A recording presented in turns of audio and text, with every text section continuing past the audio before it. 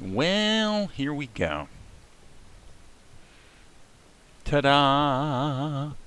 It appears that I'm live. Have you ever had one of those days when a lot of strange things all happened all at once? Well, I was running a backup here with Backblaze, which is what I use for my Backblaze, or my backup to the cloud.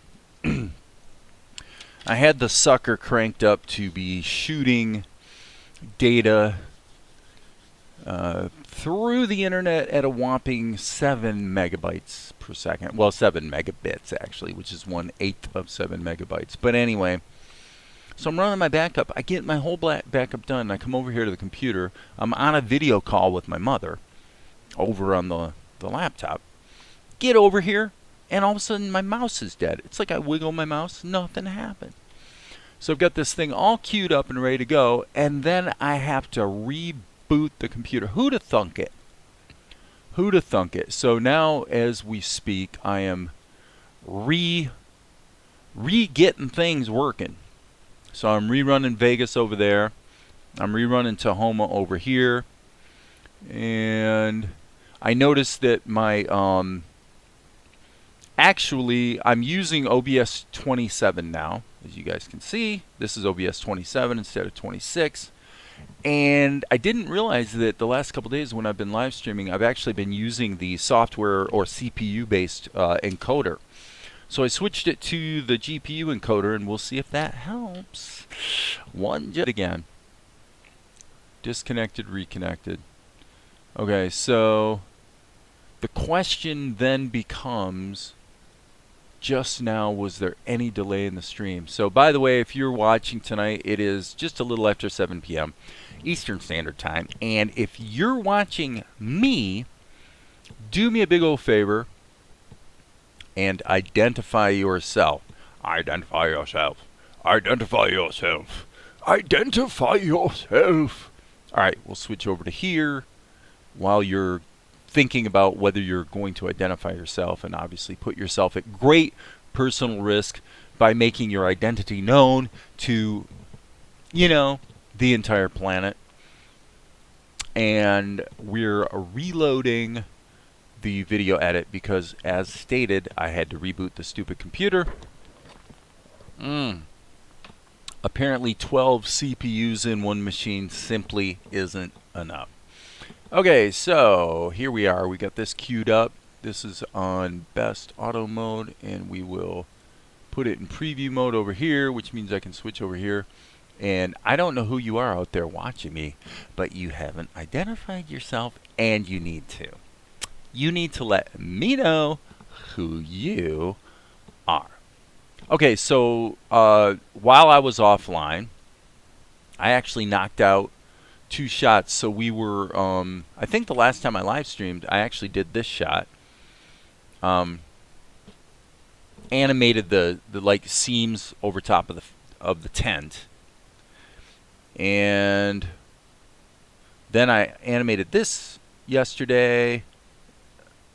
And yesterday and today, it all becomes a blur. It all blurs together. Can't remember what I did when. But I was having a bit of fun. I'm going to run this again because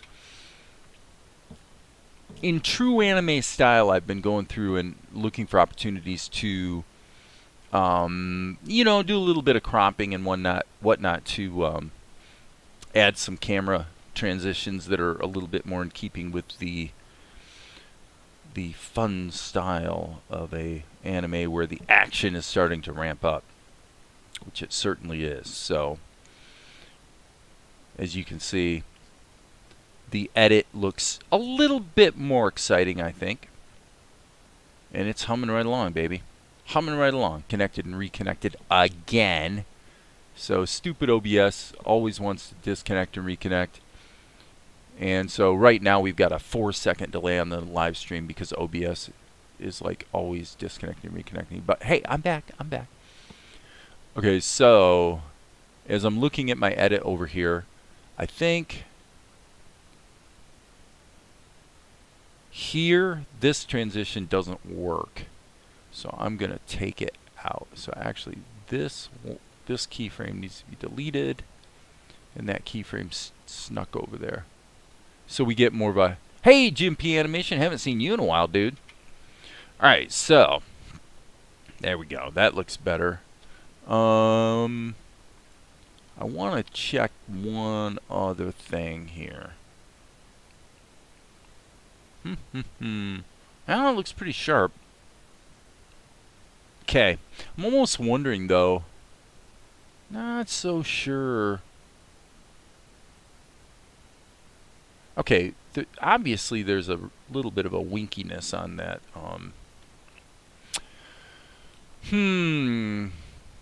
On the ink work, I think I want to go in and fix that. So let's open up shot number 556 before we go any further. And by the way, I have no idea how long I'm going to stream tonight. It is 7 p.m. Okay, 550 is not what I meant to open. I meant to open 556. Dude, can't you count? Okay, there we go. All right, so step one, let me just look here. What I need to do is hit the G key and sample that. Okay, that's the flesh tone, not the ink color. So where the heck is the ink color? Ah, there it is. Okay, so I want to make that a little more saturated, a little more redded out, if you will. And then this shot right here, not super sold on that. Okay, let's fix it, shall we?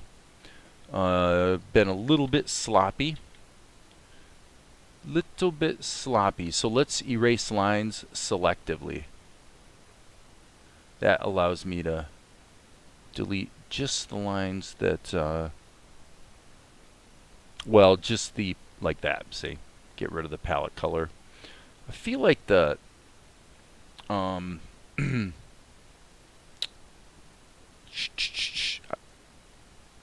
to get rid of everything through here and redraw that line. Something about that line is bugging me in a big way. So I'm going to turn the smoothness up and the hardness down. That feels better. Fill tool. Oops. Got to be in normal mode. Boom. And G key. Sample that palette entry. Hit the fill tool. Boom. Okay, that definitely feels better. Okay, so now that I've done that, unfortunately, I'm not happy with some of those other ink lines. So, who knew this was going to happen? I am going to erase lines selectively. And I'm going to redo these. I just feel like they're too, I don't know, they're a little harsh. Admittedly, I was kind of moving fast when I drew them. And by turning the hardness down to 0, I feel like I'm getting just a little nicer quality line. So, let's go with it, baby. Alright, now, so what's been going on with you, Jim P Animation? Yeah, you haven't been around for quite a while. Maybe it's because of the time of day that I stream. I haven't actually been streaming in the evening that often of late. But yeah, this is quite a... I'm feeling a little spanked here because now that I'm seeing what the ink lines look like in with the hardness turned down to 0, I'm just like, wow, those kind of look a lot better. Erase the lines. Just got a little bit more feel to them. Alright, so now let's come back over here. I had to do this in the drawing itself because the, as you probably know, the plastic tool kind of doesn't really allow you to, once you apply the plastic tool to your drawings, you can't continue to draw on them. Yeah, OBS, I swear. Now that's interesting. You're saying it's buffering every 15 seconds? Because right now there's a stream delay of 4 seconds. So that means there's 4 seconds after I talk that you actually hear it. So the good thing OBS does is if the stream gets interrupted, what's supposed to happen is once it reconnects, it continues from where it left off. That's the good side. The bad side is that because of that, there's a longer and longer and longer stream delay. But the stream delay right now is 4 seconds, and it was 4 seconds like quite a while ago. So, so that would suggest that it hasn't disconnected in kind of a while. I'm looking at my channel to see. I'm going to go to the live. I need to turn the audio off here. I'm looking at the live stream. Okay, so this is going to create an infinite loop that's probably going to cause the entire world to explode, right? Because I've got a video of a video of a video here going on. But it looks to me like it's pretty smooth. I'm not seeing any choppiness or anything. So as near as I can tell, OBS is doing what it appears to be doing, and if there's extra choppiness, it might be on your end, Jim. So anyway, we've got 4 concurrent viewers, and only Jim P. Animation has identified himself. So the rest of you have to consider yourselves officially spanked. Okay. Yeah. You're all officially spanked. Alright, so I'm going to render this. And, okay, so now, this is, guys, let me just tell you something. This, right now, is one of those days. This is one of those days. It's the day when you're sitting here using Tahoma, and you want to render your scene, and so you hit Control-Shift-R, but you don't realize that actually the browser that controls the live stream was the active window when you did that, and only the Lord knows what Control-Shift-R does in the browser. But the entire interface disappeared and refreshed itself. So I've said it a few times, but I'll say it again. If you're out there and you're watching right now, say hello. I'm curious who's watching and if the live stream is actually fairly smooth for you. So let me know. Okay, this definitely looks better, although I see another problem. Okay, yeah. Sorry, we've got to address that. So yeah, I wasn't actually planning on working on this shot, but frankly, there's a problem. Okay, so let's hit the X key in animate mode, and look at that. Yeah, that's not acceptable. So let me just see what we've got here. Okay, cool. So I'm going to go back into build skeleton mode, and what I should be able to do, I'm going to grab this node, and here's hoping. What I'm going to do is, gosh, there's more than one way to do it, but I think what I'm going to do is put a node around her nose, and then one around her chin. Okay, and this might destroy my anime. Oh, it didn't. Okay, so cool. Yep, so now what I want to do is turn off keep distance, and I want to sneak this up a little bit. There we go.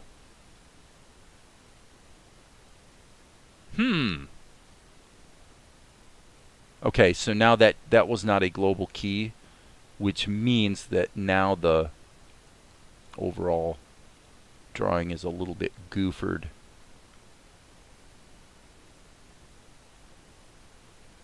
Little goofered. So I'm going to stretch that down to there. Hit Control C, Control V. And now we'll just play with this a little bit and see if we can find the sweet spot. Alright, Control Shift R. I think we're okay. Let's see what we have here. Play it back. Geez, this is not my day. This is not my day. Oh my gosh. Look what it did. It introduced a distortion in the... Oh, you watch every day but nothing to say. Okay, I didn't know that. And Afton Botics. Hey, Afton Botics, you're new here. Welcome to the live stream. Yeah, this is like kind of annoying. Like I said, I was not planning on even working on this particular the shot was done. I did this shot yesterday, and I keep seeing things about it that I want to fix. So so now her facial expression is boogered by that stretch of the... Yeah, I know how I can fix that. So if you ever get this type of thing happening, this is maybe what you can do. I'm gonna first of all, I'm gonna break this here. Well, wait, can't do that. What I need to do is actually create a little zone down here. Okay, so with the plastic tool, you can kind of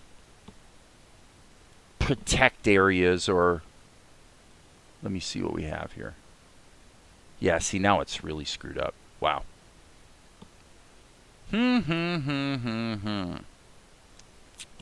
I am a little bit incredulous here. I'm going to take all these out and start over, I think. Sometimes you just got to do what you got to do. So, let's see what we have to wake with. And yeah, we just got this stretch going on that looks so stupid. So, I'll just try it a different way. It's always a bit of a challenge when you go to, you know, do your live stream and all of a sudden immediately things start going haywire. But that's better-ish. But we're still getting this. We're kind of seeing, what we're seeing tonight is what the weakness of the OpenToonz and Tahoma plastic tool is actually. It's you really have to be careful to get it to control the mesh, and there's the problem right there. Okay, so now I see what's maybe going on is, at least in part, is that it was creating two nodes where I thought there was one, and that is definitely going to be a problem. I would feel like hand drawing the frames would be easier after watching. Yeah, well, Afton, okay, thank you. Thank you. Thank you. It would be. I mean, actually, if you look at what I drew, I drew this, this, this, and this. And I never used this fourth shot because once it got put together, I really didn't think it was helping, you know. So, but yeah, it usually doesn't go this way. We're okay though. We're in okay shape. I think I can render this and move forward. So, all right. So let's look at the show. Like I said, I wasn't even going to work on this shot. Yep, we're okay. We're okay. Okay, but we need to add an eye blink. So let's just do that. Let's add an eye blink. Okay, so the way I'm going to do the eye blinks is I'm going to go. I'm just going to insert a column, or yeah, a level. And okay, hit the B key, boom. And is Tahoma gonna blow up? I don't know. It's one of those days, so therefore it wouldn't shock me if Tahoma blew up. It would not shock me at all. Yeah, it's just one of those days. Okay, let's turn this off. I want to check that. Okay, that's cool. This. Okay, hit the R key and sample that color. And I'm just going to actually use the Smart Raster Paint tool. And now we'll give ourselves a little bit of a darker color. Hit the B key. I think for now we can turn the smoothing back off.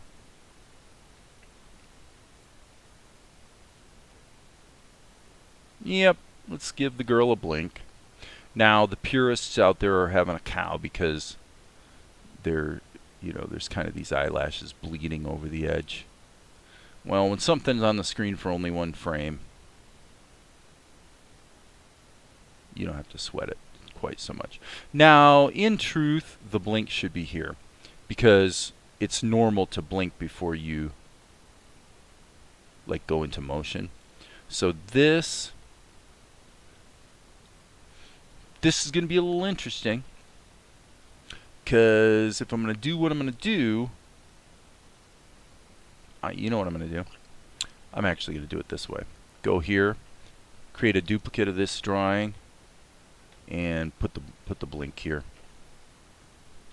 Otherwise, I'm just tinkling in the wind, or making my job a lot harder than it needs to be. So we'll just do it this way. In many cases, this is the way I would have done it in the first place. But okay, so now we'll grab G key, that color, B key. Hello, grab the color when I tell you to, so I don't have to put the womp on you. And by the way, here again we're seeing one of the real weaknesses of Tahoma and OpenToonz. When you're dealing with a smart raster level and you have to basically paint over something that was already painted, with, especially if there's lines as opposed to just filled areas of color, you do get this. It's like you really have to press hard and scribble over it to remind the software, I really do want to draw a line here. It's a little bit stupid. I kind of get why it happens, but and I won't necessarily unpack that here tonight.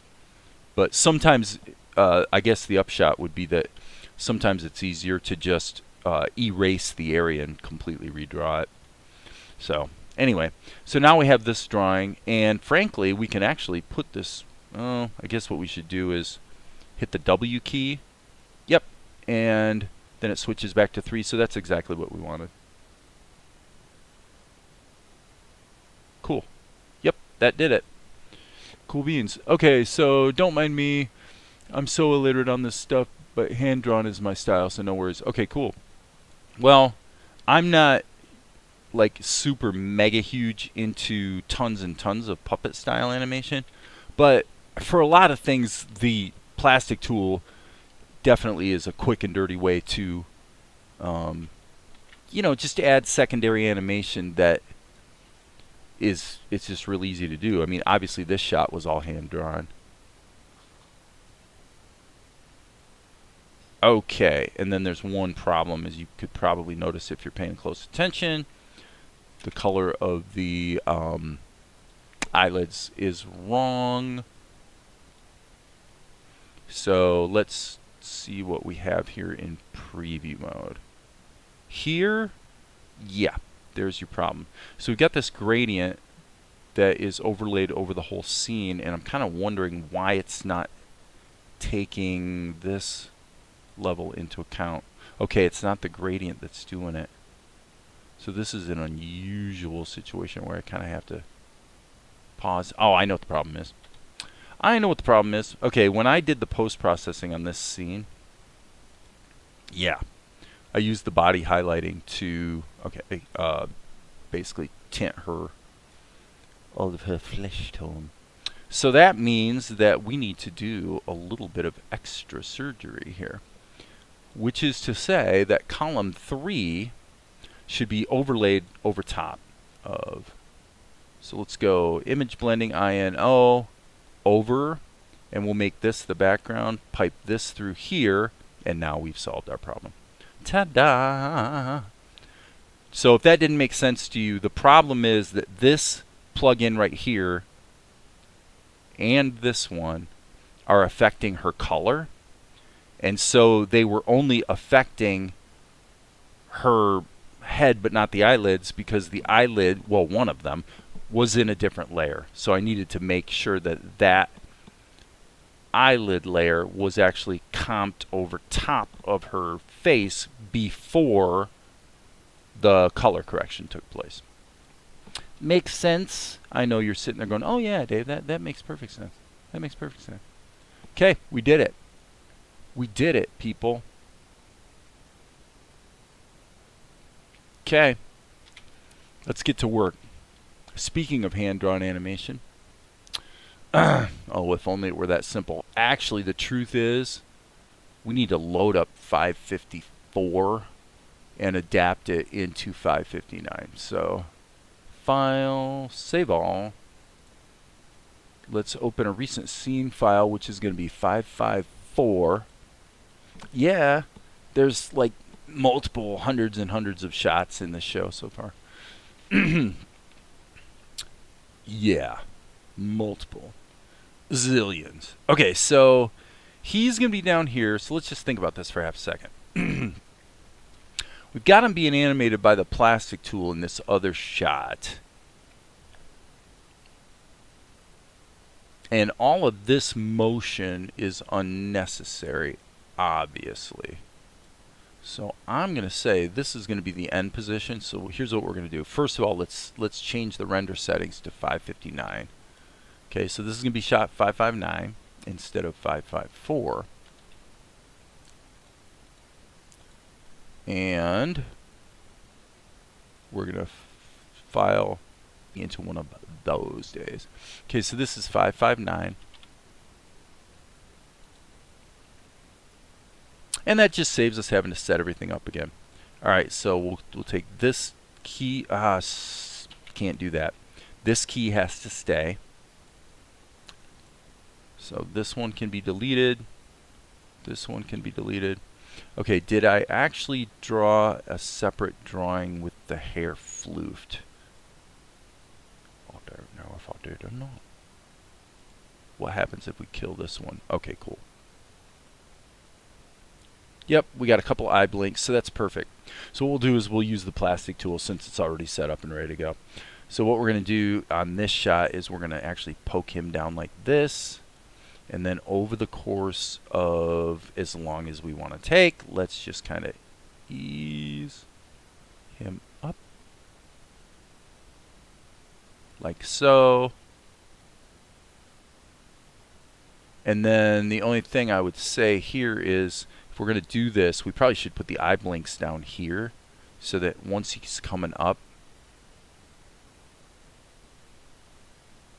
Where the heck are my eye blinks? Oh, okay, that's weird.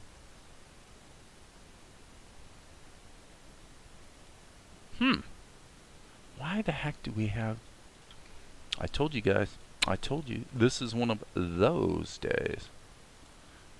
That's alright. There's always a way to make things work. Okay, what I had meant to do was put this here. Because we got these two frames that are just eye blinks again, right? Yep, there we go. Cool. Alright, so now I'm going to look at Afton's comments, questions, whatever it is. And by the way, if you have any questions about Tahoma, because look, I'll say this, Afton, if you want to, if you want any help learning Tahoma2D or OpenToonz, then look at this guy's channel, Darren T, because he's all about an exhaustive encyclopedic teaching of the software. I'm not really about that as much as I'm about, you know, doing a real world production, you know, and so I tend to use Tahoma and Krita to do that, and sometimes Blender. And so, but yeah, I mean, this is actually episode 2. This is the second episode of, you know, of the second of 2 24-minute episodes that I'm working on now. So, you know, I'm all about just like creating the show. All right, so here we go.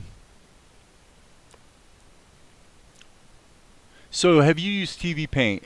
It's the perfect raster animation tool in my opinion, but it's not free, unfortunately. I would say this: the people that you know, Aaron Blaze likes TV Paint. I've used the cracked version as well. I've checked it out. If I liked TV Paint and wanted to use it, $1,000 would be well worth it. I mean, I wouldn't think twice about it. but I would say that I like it. I would not say that I love it, and I don't think I have ever bumped into anything that I can see that you could do in TV Paint that I can't do just as well with Krita and Tahoma together. So I'll mention this and then get back to work. The reason I use Tahoma2D instead of OpenToonz is because Tahoma2D allows me to cut and paste on the Windows clipboard, and it works in Linux too, by the way, for what that's worth. But it allows you to cut and paste from one program to the other. So a lot of shots like these shots through here, these are kind of towards the beginning of the current episode. These were all done in Krita. I didn't use Tahoma for any of it, actually. You know, this stuff is all, this is 100% Krita, actually, which is more like TV Paint in that it's just frame by frame animation. So pick your poison. I mean, it's really more about the animator than the software. So TV Paint's a great program. It's obviously very capable. And I think if somebody bought into it in the sense of saying, man, I'm just going to really learn it inside and out, there's probably nothing in the world of 2D hand-drawn animation that you couldn't do. I mean, TV Paint's a super duper program for sure. So anyway, all right, back to work. What we have here is he's sneaking up. That's it. The shot's done. I did it. All right, this is it. We're going to cut it into the show. So we're going to do 24 frames. I believe I already set up my render output settings, 559, 559. Yep. So we'll hit Control-Shift-R, and then we'll jump over to Vegas, which is also a paid program, by the way. I use Vegas for editing. I've been using Sony Vegas for, man, I've been using Vegas for 20 years. To be interpreted as 8 frames per second. Is that right? Okay. And this is shot number 559. So got to scale or scroll, I should say, down here to 559. There it is. Grab this. Pop her in the show. Wait a second. What am I missing here? Oh, okay. Okay, that works. Cool. Properties, disable, resample. And then what I'm going to do on this shot, let's crank this down to auto so that we get our proper perspective. So you can see this is a vector drawing where I use the same art, you know, for both background paintings. All right, but this really needs to continue that push in that we had. So I think that'll do the trick. Let's see how it feels. So she gets up. And you know what she's going to do. Cuts closer to Mel. He sneaks up. Okay, cool. So now we're ready to tackle this shot. Let's rock and roll.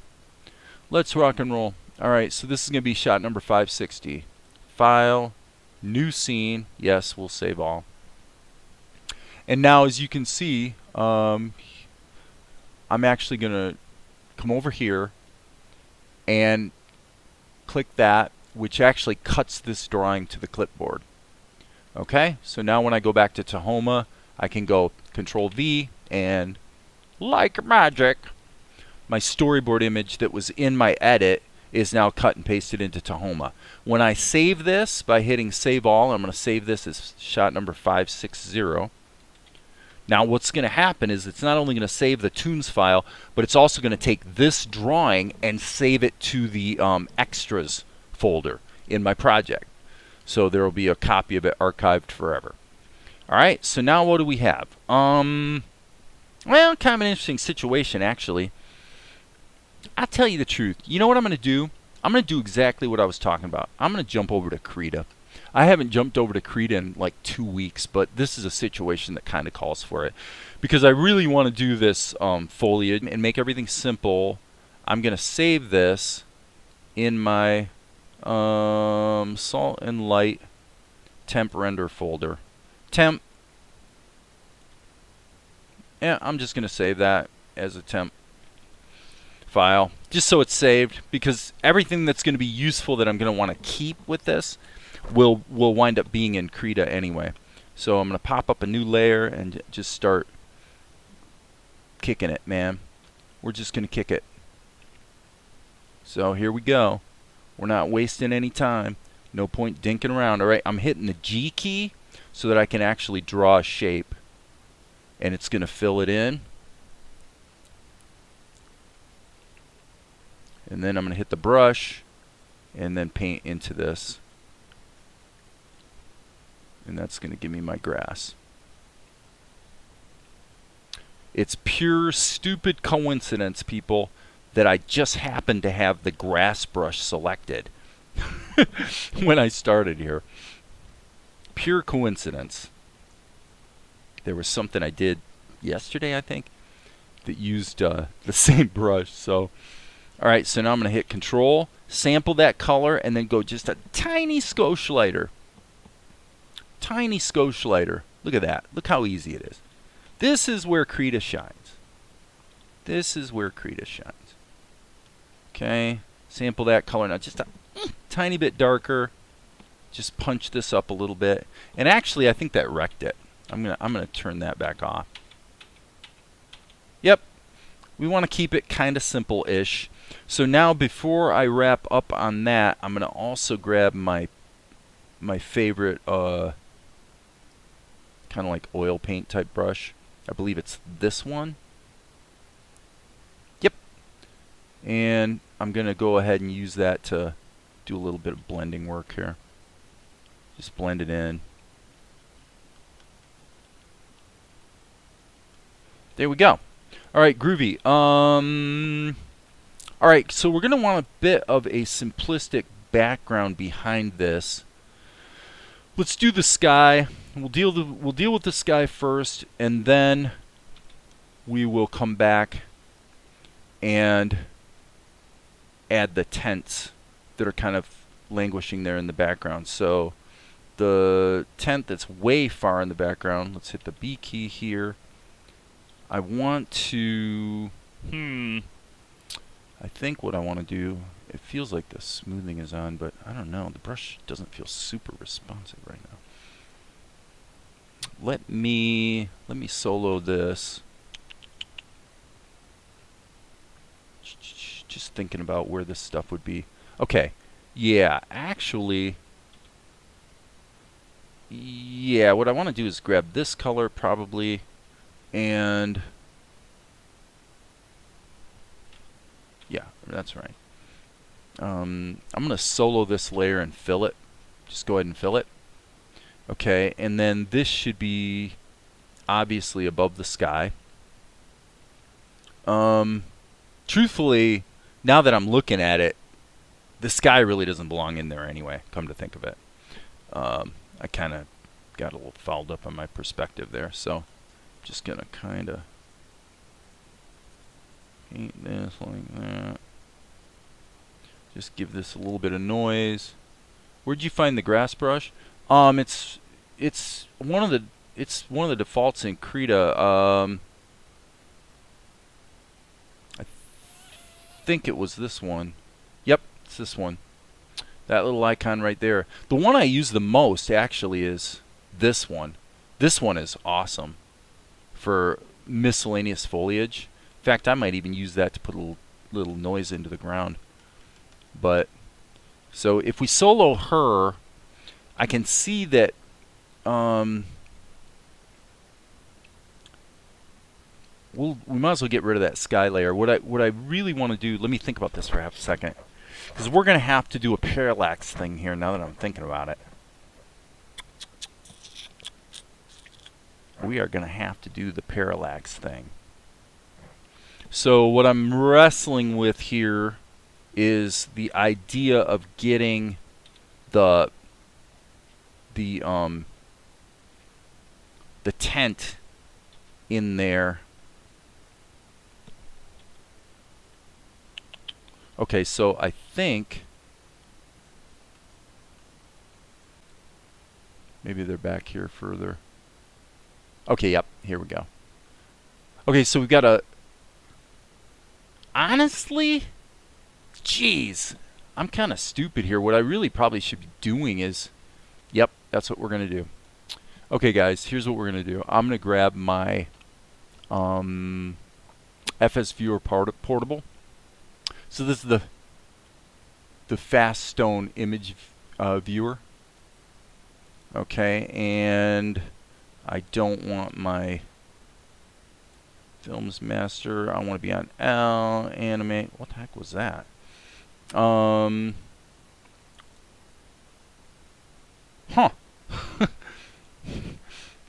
Who knows? Anime. So yeah, I think because I had to reboot the computer, things kind of aren't quite where they belong in terms of file pathways. But what I'm looking for here is not that one. So this is the extras folder that Tahoma creates. And really, I think what I'm looking for is this. Okay, so I'm going to take this and drag it into Krita. And I'm going to insert it as a new layer. Okay, cool. Now, I'm going to take this and probably not too bad, actually, off in the distance. The only problem is they're a little bit large-ish. But, yeah, that's pretty much what I was looking for. Okay, we'll go with it. I'm going to hit the G key. Let's get our favorite little pencil, and I'm going to hit the G key and the E key. So I'm in erase mode.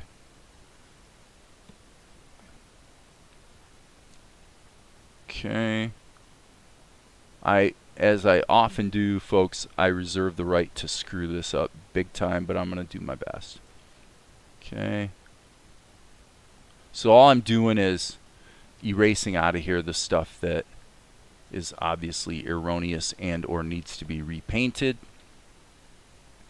And I would say we probably can just delete all of that. Yep, that's cool. And then I'm going to say B key, again in erase mode, so I can just kind of, oh, okay, stop. It's not in erase mode. There we go. And now what I'm doing is I'm just gonna kind of take out what's there so it marries it a little better to the other layers. Okay. So this is obviously, I like the dappled look, but it's a little light, so I'm going to grab that color, go a little darker. Yep, and I want to probably be at actual size so that I can be careful not to get an inadequate level of detail. This kind of needs to be a little bit on the shady side. Okay, where did you find the gray? Okay, do you have any recommendations on how the pen looked not so wet? Man, that's weird. Somebody else said the same thing. Are you talking about in Krita, or are you talking about in... Because somebody else was saying, asking a similar question about the brush in Tahoma, like yesterday. That's kind of strange.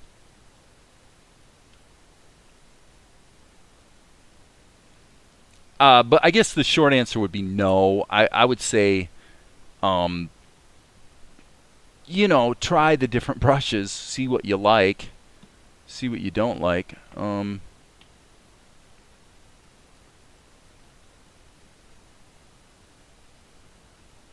Because there's a zillion brushes. I mean, in Krita, there's a lot of brushes to choose from. So just pick your poison, you know. I'm not, the problem is I'm not quite sure what you mean by wet. If you want to know the truth, I'm not quite sure what you mean by that. Alright, so I'm going to grab this. Let's go and I'm going to use my favorite foliage brush. Yep, that's the one. I'm going to grab that, and then I'm just going to go like that to just create some noise down there around the edges of those tents. Okay, and now what I got to do is sample that color and pull back up my paintbrush. That's not my paintbrush, that's the wrong one. Is this one? Stupid Krita. I'll tell you, one of Krita's weaknesses is that every time you upgrade it, it completely destroys all your assets in terms of your brush presets and everything. It's horrible that way. You'd think it'd be like, you know, just have a simple text file in the application folder that just has a list of your preferences in JSON format or something like that. And what's hard about that? It's like they try a little hard to be too clever sometimes. I've been known to do that myself. So I'm just blocking this in a little bit on the loosey-goosey side, and probably, let me see here. Let's just go into erase mode and see if I can clean this up. Clean it up.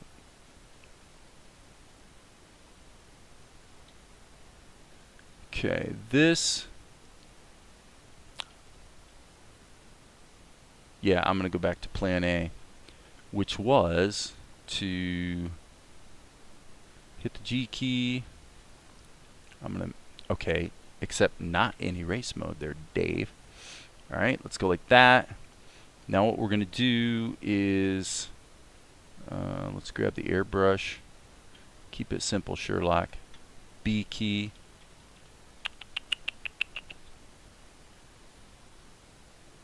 Okay, sample that. Little bluer. I'm not quite thrilled with that blue color. Okay. And then let's mute it a bit down here. Okay, probably we should crank down the opacity a skosh. Alright, unsolo that. Okay, probably want some cloudage too, I suppose. So let's grab the cloud brush. Fortunately, Krita has one of those too. It's that one. Alright.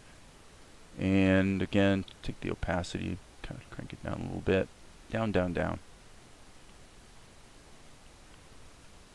So I'm moving pretty fast here. Trying not to like belabor it too much. And the tents kind of are working, but kind of not. So, foreground, everything else, I'm baking together. I'm baking it and saving it. So, I'm committed. There's no going back now.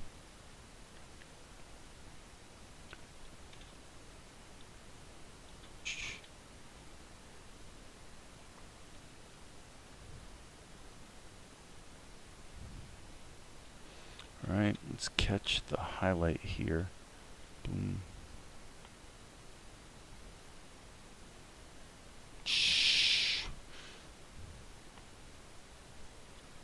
Ever tried Toon Boom Harmony? People always ask me stuff like that. Usually it's Clip Studio Paint. Most people ask me if I've tried Clip Studio Paint. Yeah, I've tried Toon Boom. I mean, you know, years ago. I'm not a big fan of primarily vector-based animation tools. Like I've got Flash, old version of Flash, I think 5. Like I hardly ever touch it. Just not a fan. If I wanted to do the vector thing, I'd be using the Blender grease pencil, which I do sometimes, you know. Everything I do is pretty much either Blender, Krita, or Tahoma, and Blender hasn't come out in a while, you know, haven't needed to. Krita's been kind of cooling, you know, sitting on ice for the last couple weeks. Most of the work I've gotten done has been done in Tahoma. So, but yeah, everybody's kind of on the quest to find the perfect software. What I've learned is it ain't about the software. I'm really sure that whatever I'm doing and whatever you want to do, you could do with Toon Boom. You could do it. You could. I know you could. You could do it with OpenToonz. You could do it with Blender, with the grease pencil. You could do it right here in Krita. You could do it. No question. Yep. So lately, more and more I tell people, you know what? Don't waste your time like trying 18 billion, you know, types of software, trying to find the magic bullet. There is no magic bullet.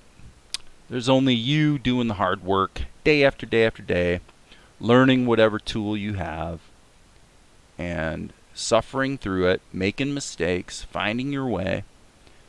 And, you know, with animation, pretty much there ain't no shortcut. Now, there are ways to make the process more efficient. I mean, I certainly do that. You know, leverage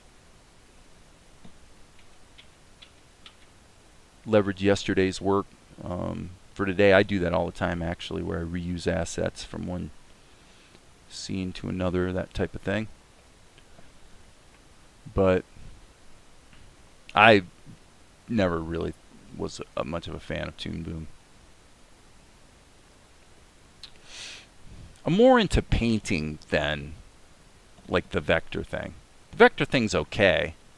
It's definitely useful. I mean, I've done a lot of things with Inkscape,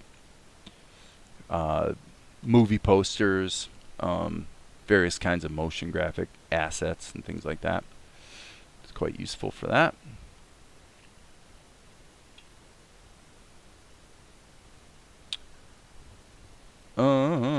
Looks like I need to go back to my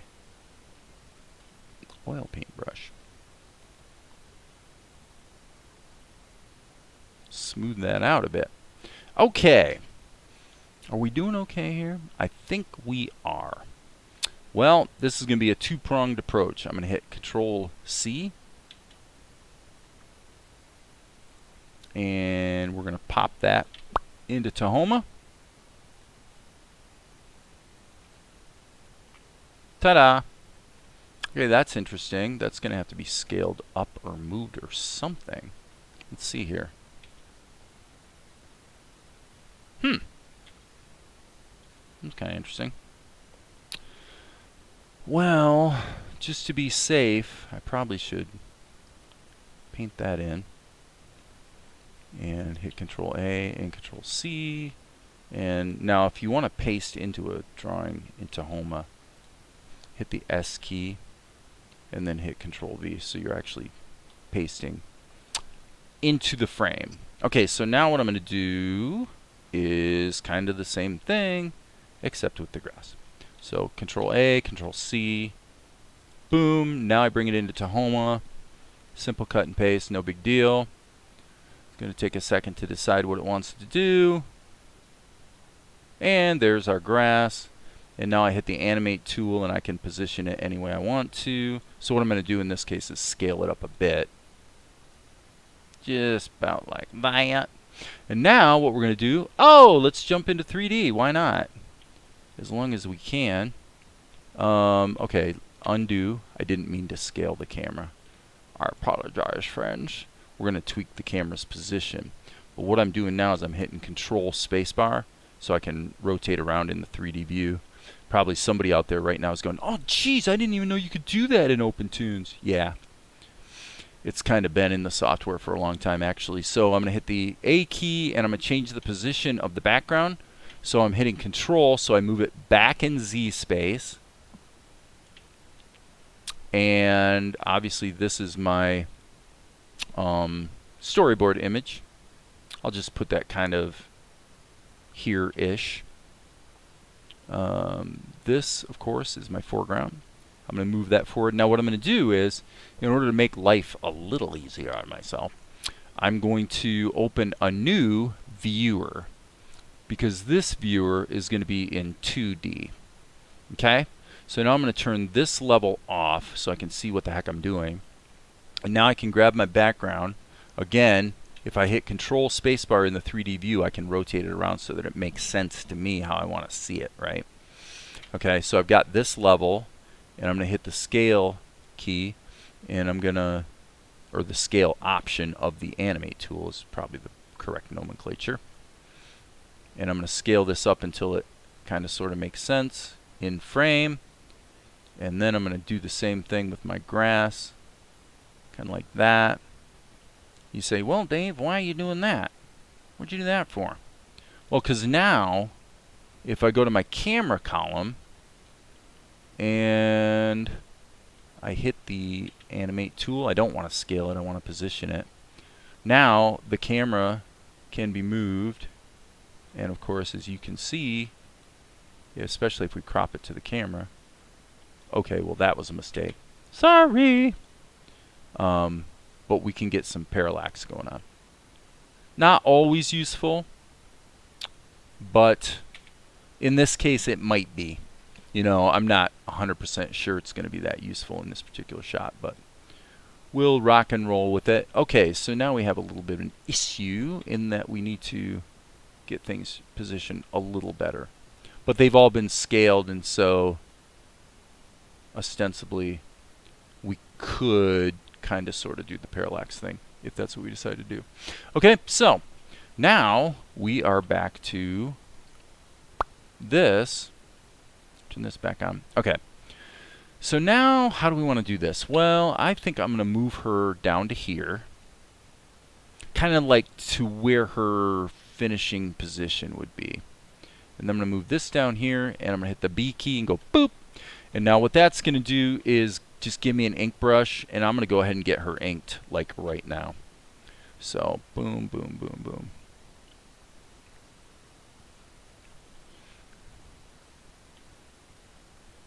Okay, I'm going to crank up the smoothing a little bit.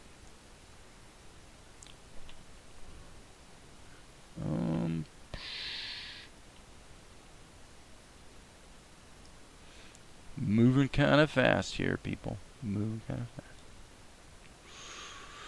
And the lovely and gracious and beautiful Tianara is almost inked.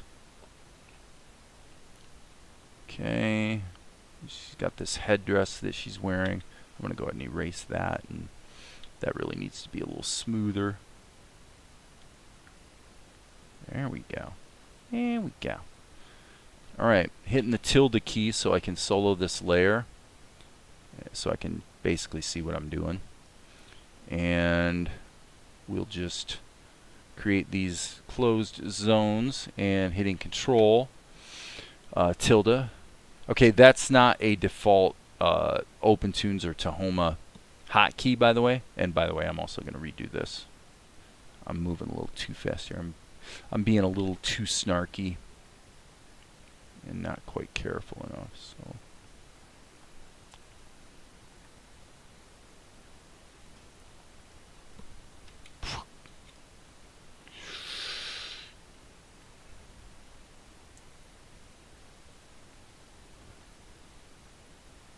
Okay, there's her Bindu.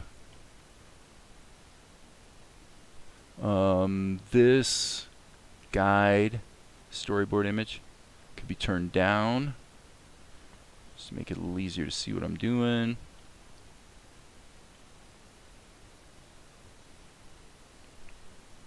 Not quite happy with that.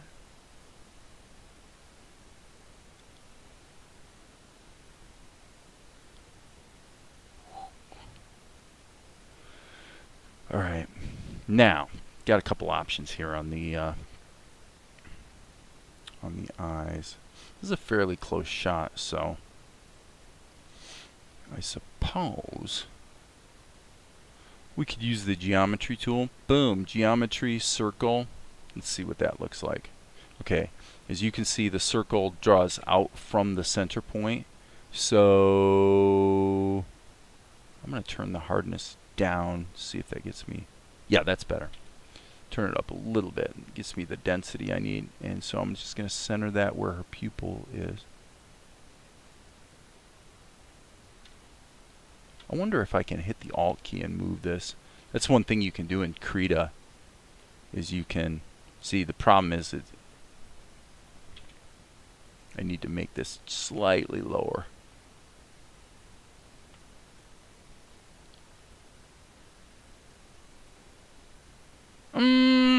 Let's redo that one.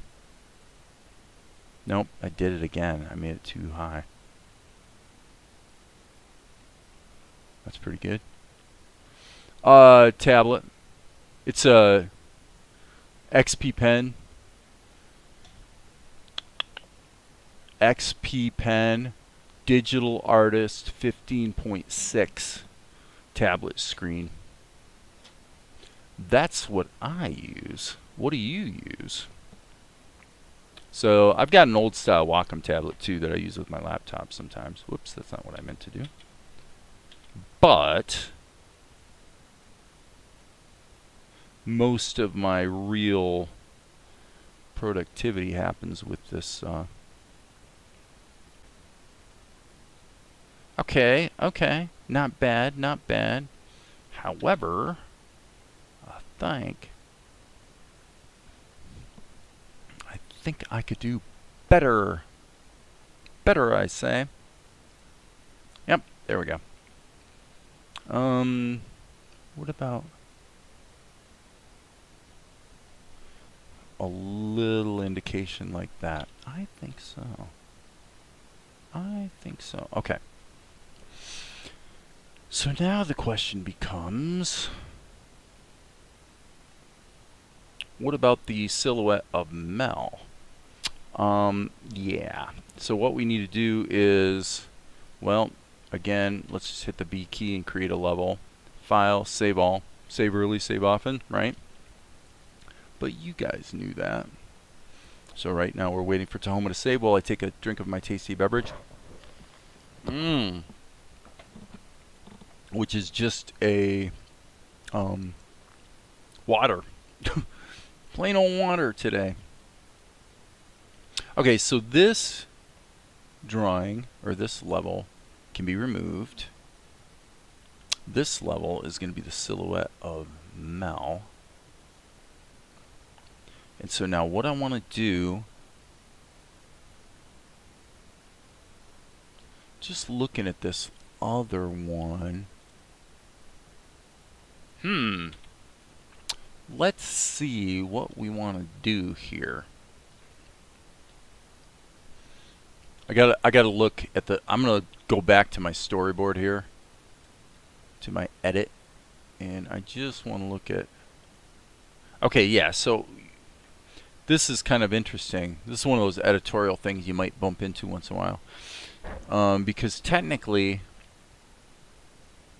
he's sneaking up and now she's sneaking up, so that means that in this shot it's a static pose. It isn't, he's not going to be moving, in other words. So what I'm going to do is just indicate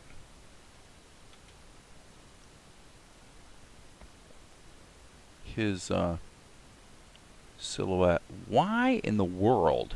Okay, I'm a little confused here. Why in the world would that have been happening? It's like my lines were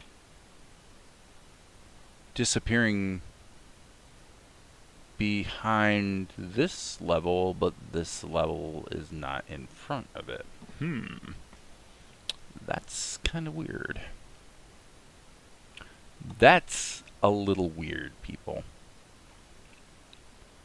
Yes, that is really, really, really weird. But okay, there's probably something obvious that I'm missing right now, and because I'm so focused on trying to visualize this character in my mind and all the rest, I'm probably overlooking something like stupidly obvious. Okay, so now I see the problem. Well, I see a problem. Okay, it's got something to do with the Z ordering, but I'm gonna delete this camera key because, yeah, we need to reset these things. Sorry about that, folks. Sorry. Okay. Okay, yeah. So I'll show you what the problem is. The problem was that even though the basic rule in Tahoma or OpenToonz is the columns to the right are composited on top of the columns to the left. However, you can upset that ordering in two different ways. Well, probably more than two. But, and by the way, I'm going to delete this sketch right now while I'm thinking about it.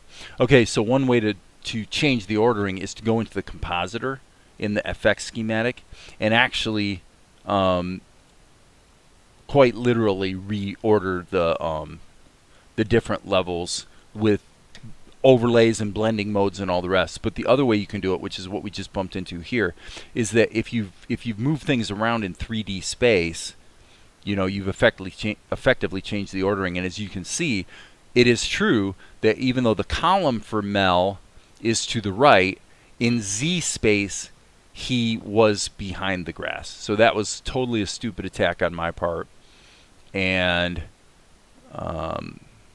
nothing to be overly alarmed about. Okay, let's go back to the camera view, and what we're going to do is select the drawing of him, and I'm going to move it way up here just so I can see what I'm doing, and then I'll move it back to where it's supposed to be.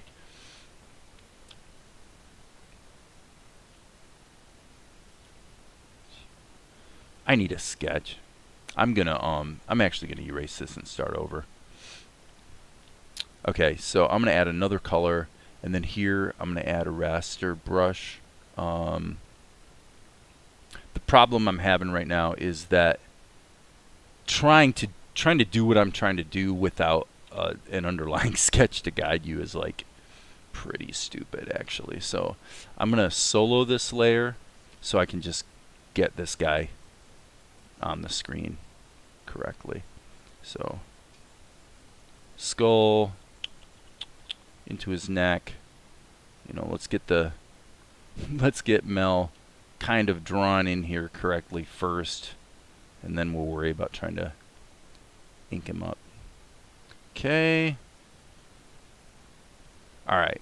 So now his hair is pretty all right. So now we'll grab this color and let's just ink this boy. Now this is all going to be silhouette. I don't actually need to draw any details here. It's all going to be filled in. But I needed to get the shape right.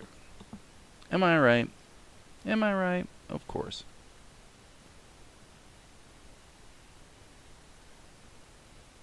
Okay, I see something just popped up on the comments. Is the rule of thirds overlay a new thing in Tahoma? Yeah, it's new-ish. I think it was maybe 1 or 2 versions ago that appeared. Kind of a cool thing. All right, so now I put the sketch and the ink on the same level. Here's how you clean that up. You hit your eraser, but you make sure this is ticked where it says selective, and now I've got my red pencil grabbed, and now watch what happens. It only erases those lines. Quite cool. All right, fill tool, boom. Uh-oh, we've got a leak. Where the heck's the leak? I think this is it up here. There we go. All right, now we can unsolo the layer, and now we can deal with Z space. So let's go to Z space, and I want to hit the A key, control, drag, and we want to put this in the foreground. Okay? She, on the other hand, is going to be right there behind the grass. All right, so now we go back to the camera's view, and we will hit the A key, and Mel is here. Okay, and now we'll probably modify his silhouette color so it's a little bit more muted, not actually solid black. And then I'm gonna actually solo her layer, and I think we'll cheat. We'll just kind of wing it on the colors here, just because I kind of know her color scheme pretty well, and I can always make mods and tighten it up at some future point.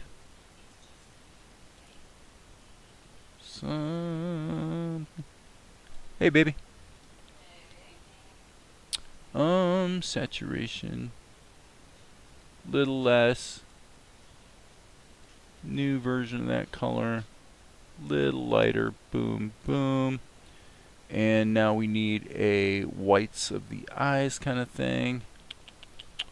And I'm hitting the V key so I can use the, whoops, little boo-boo.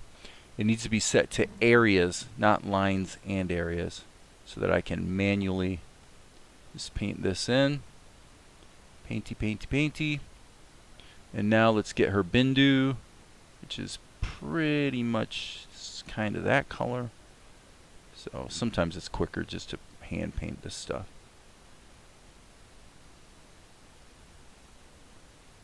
Sometimes it's quicker.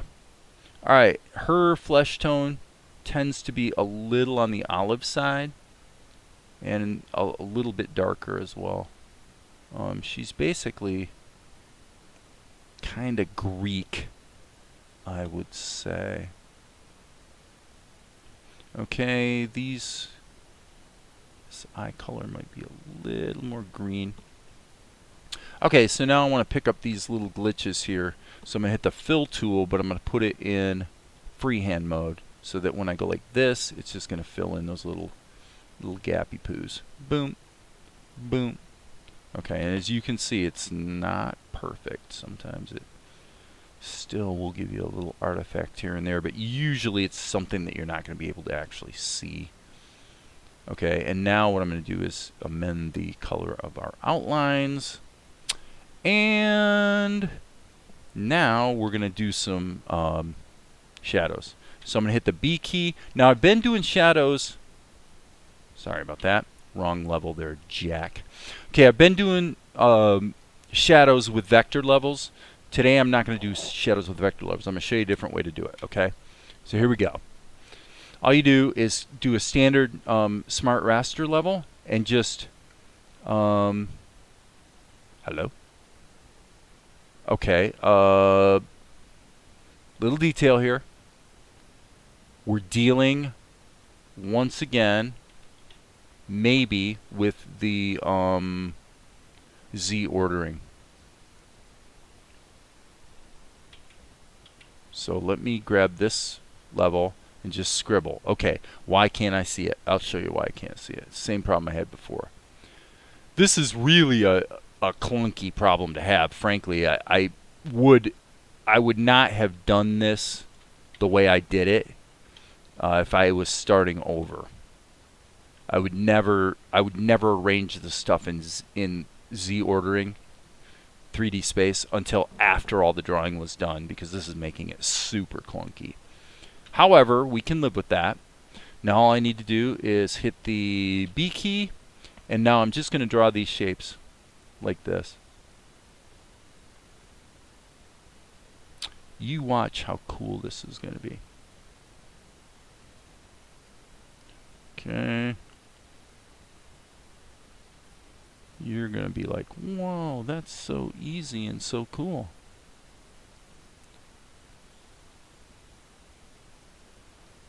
Probably a little shadow there. Okay, and now what I'm going to do is hit the fill tool, and it's in freehand mode. So now if I lasso these, actually, believe it or not, you can lasso this entire area. Okay, and then grab color 0 and hit the fill tool in normal mode, and it'll put transparency in the center section. So then we just turn it to black, and then we turn down the opacity on the column itself. Instant shadows. Nice. Right? And then if you want it to render that way, which we do, then you're going to want to go into your scene settings and make sure this is ticked. Enable column transparency. Okay, so now what we got to do is we're going to have a little bit of a problem. So what we need to do is take column 2 in the stage schematic. Stage schematic is where we deal with structure. So column 2 is going to actually control column 3. The shadow level is actually going to want to move along with the other level. So now when I animate her, which I'm about to do, as you can see, the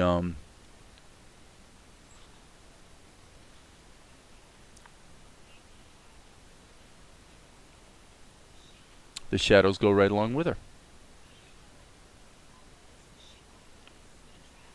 Okay, now there's a couple problems, a couple major problems.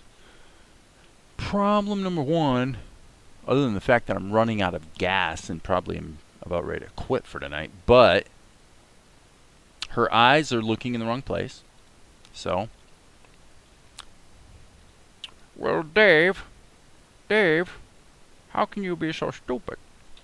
How could you be so stupid? Alright, let's go to lines and areas with this and erase, well, I should say paint over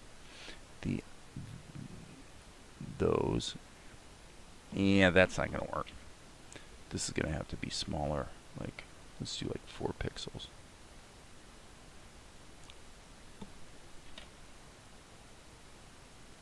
Come on. Give me a round shape, you. I don't think that's going to work. It's not. That looks stupid. Okay, I think I'm going to wrap it up for tonight. Because I'm running out of gas. When I start running out of gas, it's been a bit of a long day, to tell you the truth. And I'm starting to not have fun. So, because there's still quite a bit that really needs to be done to dial this shot in. First of all, I've got to completely redraw her eyes. Number 1. Number 2, we really probably need, we need an eye blink in there, and we probably need her to go wide-eyed when she sees him. So I'm kind of feeling like right now I've got the basic structure of the shot in place, with the background and the silhouette of Mel and everything. But as far as TNR goes, this is not really where it needs to be. And so, given that that's the case, I don't think I'm up for diving into the next chapter. The next chapter would be we need to stop everything, redraw her properly, and then animate her. We need to animate the facial expression and all the rest. So my thinking is I'll probably wind up doing that tomorrow. So with that, I think I'm going to wrap it up for tonight. I was kind of thinking it would be an hour. It's been closer to an hour and a half. And we will keep forging ahead tomorrow. But I think it's looking good. I'm pretty satisfied with it. When I look at the action that's been going on, I feel pretty positive about the way the show's kind of coming together. Definitely. So, yeah, TNR needs to be animated more like that. It needs to have a little bit of life to it.